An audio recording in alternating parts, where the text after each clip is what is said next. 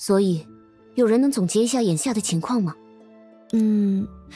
我们进入系统后就来到了这里。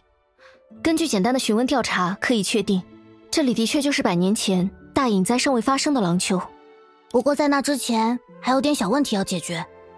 我们应该是6个人一起进入的，但此处只有我们3个。至于德丽莎主教和尤兰戴尔老师，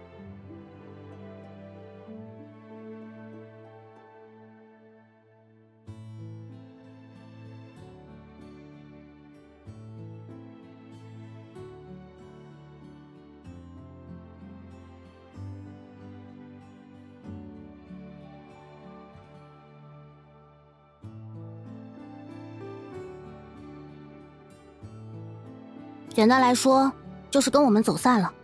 在一个虚拟系统里也能走散？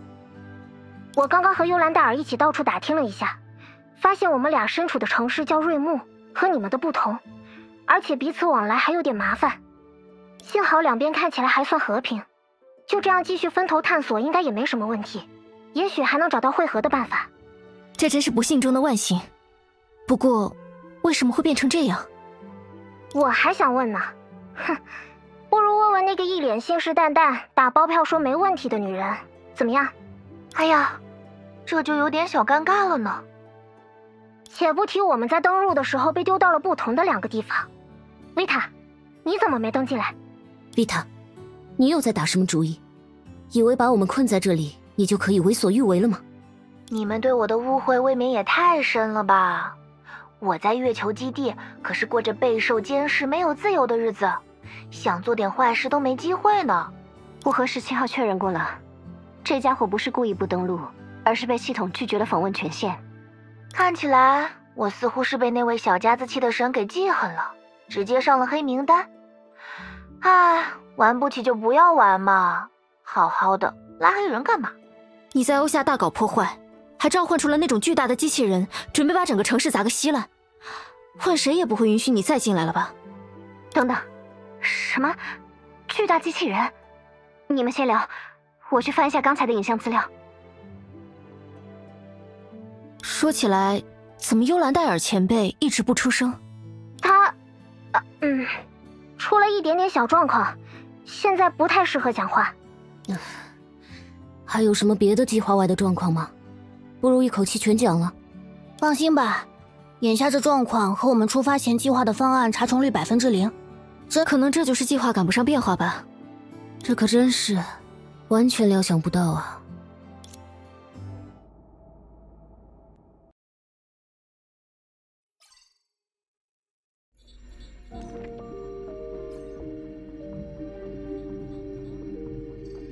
嗨，醒了？怎么样，还认得出我吗？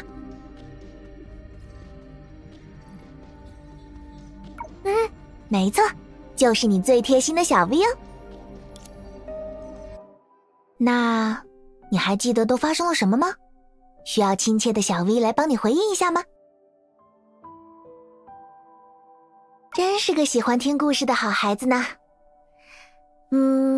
该从哪里说起呢？不如从我们2个亲密无间的合作开始吧。作为名为寻梦者的电子生命，你所在的终端位于一片荒凉的火星，出于某种高位意志的指示，你不得不在系统里尝试对抗隐灾，就像坠入永无休止的轮回。那时的你没有办法保存每一次轮回的记忆，在隐灾里孤身奋战，处处碰壁。唉，真令人难过。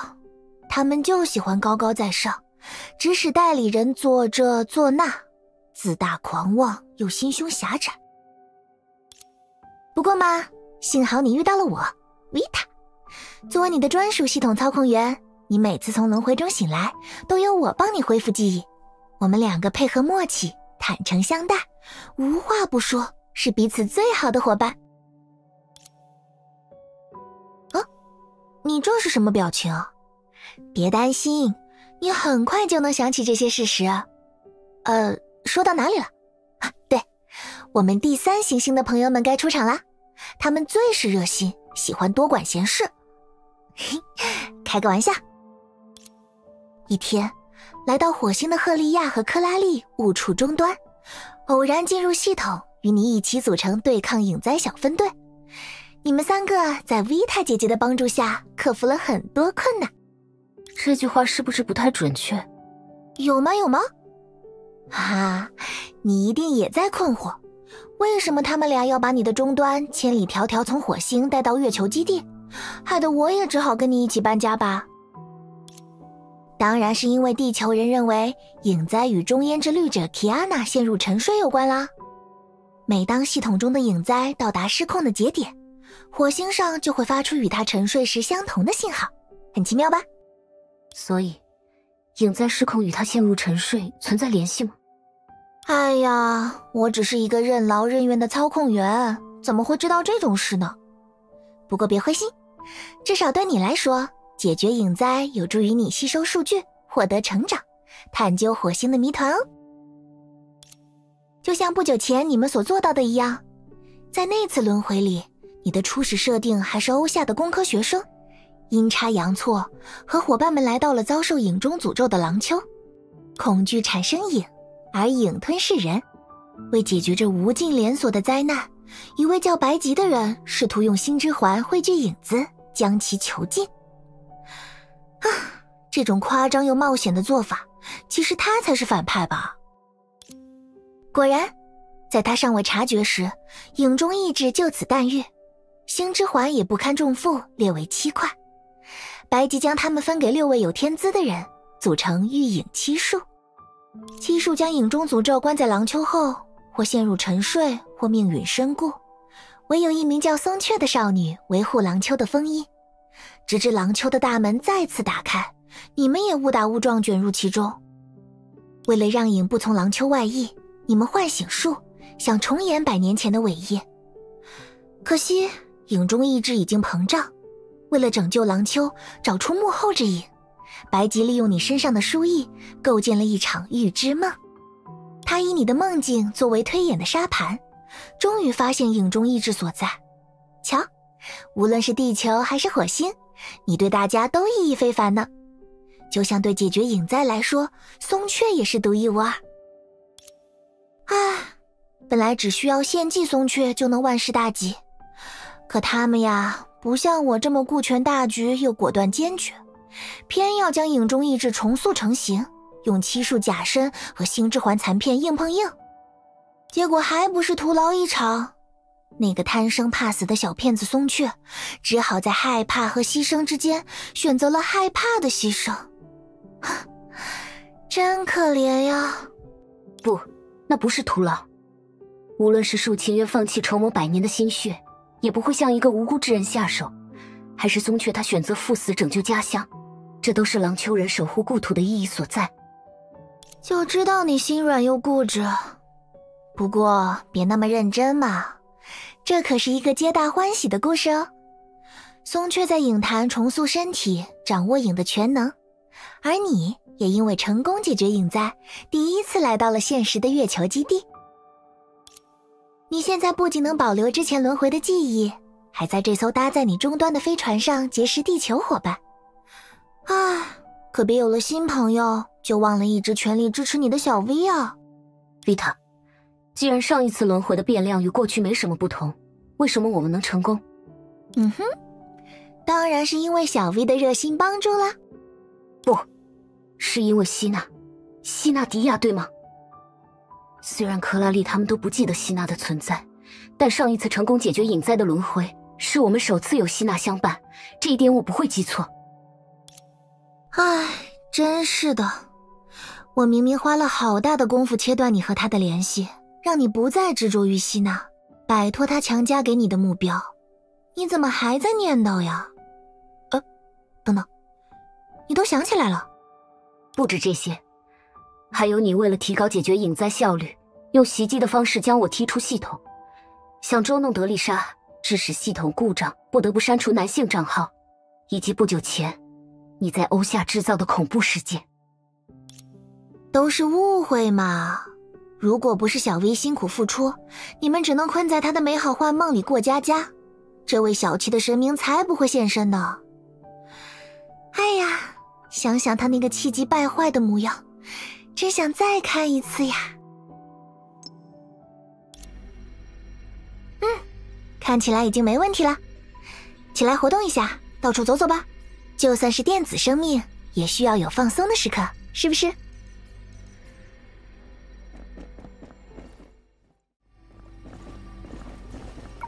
你好，寻梦者，欢迎来到修伯利安11号。好亲切的气息，我们3个说不定很合得来。你是指程序生命，还是有常识的老实人，还是勤勤恳恳的打工人气质？这3个选项真是难以抉择。但我们的确是一条产业链上密不可分的伙伴。寻梦者生产数据给17号，17号分析反馈给寻梦者，而我来负责物资补给。我拒绝接受这个说法。克莱因，在我停下手头的工作之前，我永远需要你施以援手，提高需求完成效率。好吧，今天的任务也放在吧台上吧，我稍后会处理。不过，我们现在是不是有了一位可靠的新帮手？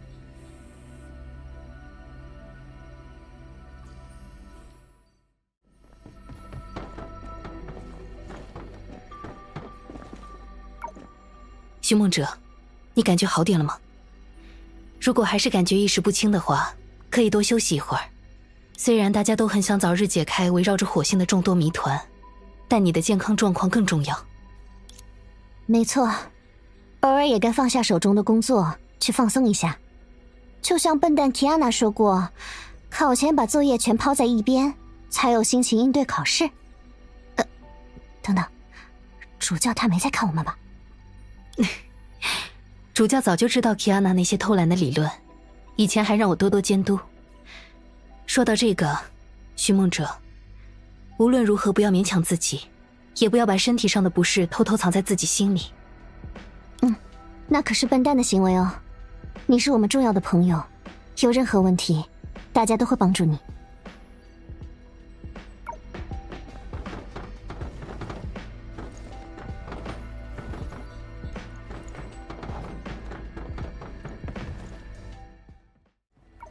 寻梦者，你还好吗？想不到系统幕后还有一股强大的神秘力量，不知道接下来会遇到什么冒险。不过放心吧，按照老师们的安排，我们这次会与你一起进入系统完成任务，保障你的安全。虽然不想打击你，但给寻梦者信心的论据应该是尤兰戴尔老师和主教也会进入系统。既然没我什么事，不如继续测试博罗尼亚前辈的小游戏。克拉丽，即便如此，我们也不应该懈怠。这次不仅能和寻梦者并肩作战，还可以向前辈学习任务规划和战斗技巧，是锻炼的好机会。我懂你意思了。放心吧，赫利亚，我会时不时为你创造机会，让你在尤兰戴尔老师面前好好表现。就用替我打扫实验室2周作为交换吧。不必了，克拉丽。不感兴趣吗？可我记得你的屏幕壁纸全都是老师的照片。好吧，打扫1周我也能接受。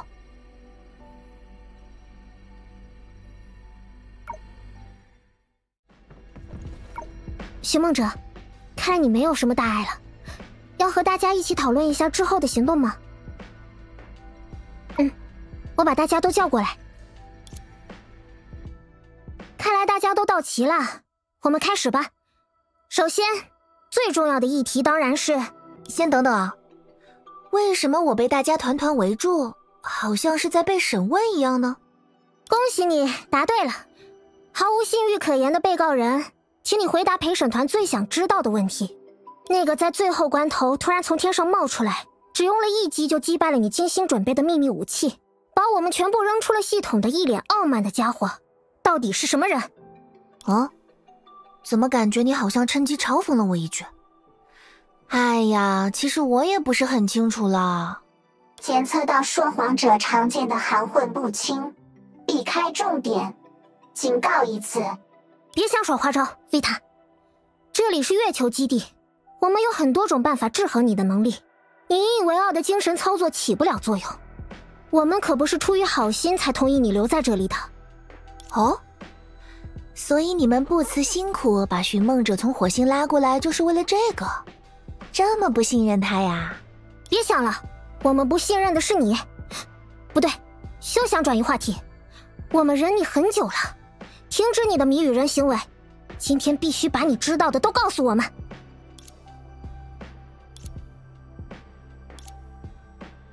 唉，好吧，我想想，一言以蔽之，那孩子就是火星的神哦。我们的星球还有神存在？超越人质的化身，全能的统合者，高位的意志，随你怎么叫。只不过人类素来喜欢把这种只可仰望的存在敬为神明而已。从我了解到的火星文明片段来看，在这颗星球变成现在这个混沌的样子之前，它就已经是这样高位的存在了。而如今在这个巨大的量子计算机中，它更是绝对的掌控者，最高权限的超级管理员，整个寻梦之旅的发起者。为寻梦者在系统中留下任务，让他一次次模拟真实的历史轮回，尝试解决隐灾的，就是这位任性的神。不过我得到的都是这些偏侧面的信息，至于他的个人情况一概不知。我和你们一样，这是第一次见到他，连他到底叫什么我都不清楚。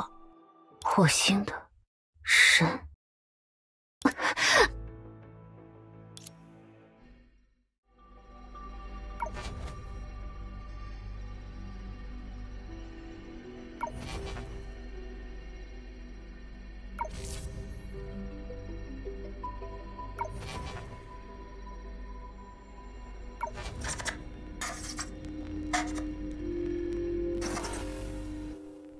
寻梦者，寻梦者，你还好吗？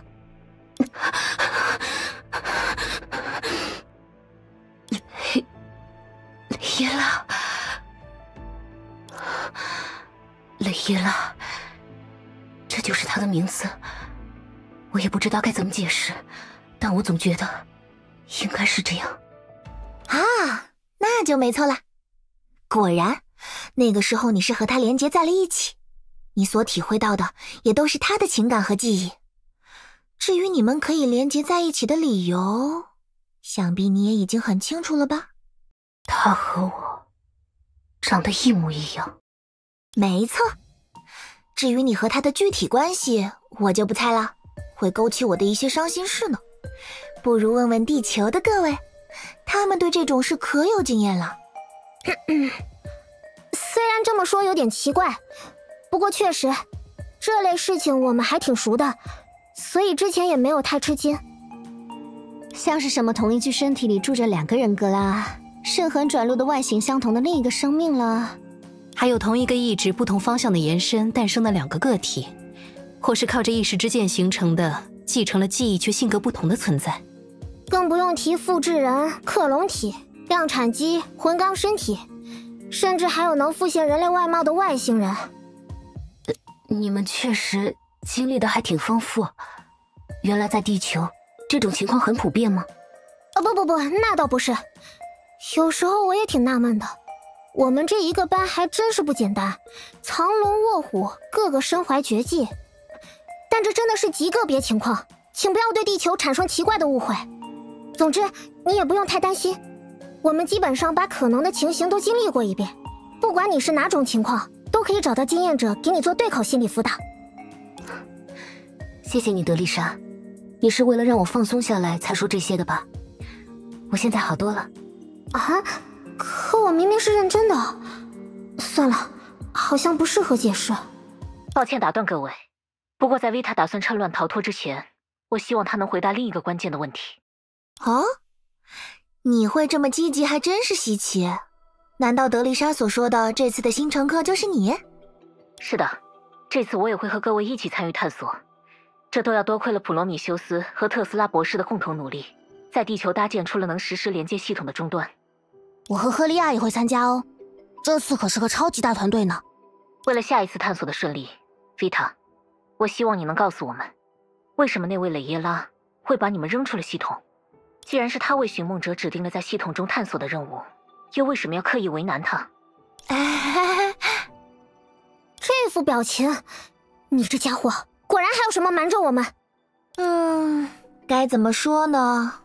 其实，在寻梦者终于成功解决了这段历史上的隐灾之后，系统就开放了下一扇区。我偷偷瞄了一眼，大概是100年前的朗丘，应该就是下个阶段的任务目标。但被那个任性的神牵着鼻子走，多不爽啊！所以我就带着寻梦者继续登陆了已经攻略的山区，想看看能不能把那个神调出来。大概就是这么回事。难怪分析结果显示，那些奇奇怪怪的轮回都是毫无意义的脏数据。我还以为是有人在阻止我们深入探索，现在看来，这明明是对维塔你乱来的警告吧？也就是说，只要按照蕾耶拉为我设定的任务目标，去下一扇区100年前的廊丘，解决那里的灾难，就能挖掘出更多的秘密，离真相更进一步。应该是吧。不过，我还是觉得我的方法更有效率。你看，他这不是被迫现身在我们面前了吗？然后就把我们全踢了出来，让我们一无所获，中断了探索。维塔，别再耍你的小聪明，不然你迟早会付出代价，或者我会让你付出代价。好啦好啦，我知道了，这次我一定乖乖的。我们就6个人一起亲密无间的合作吧，好吗？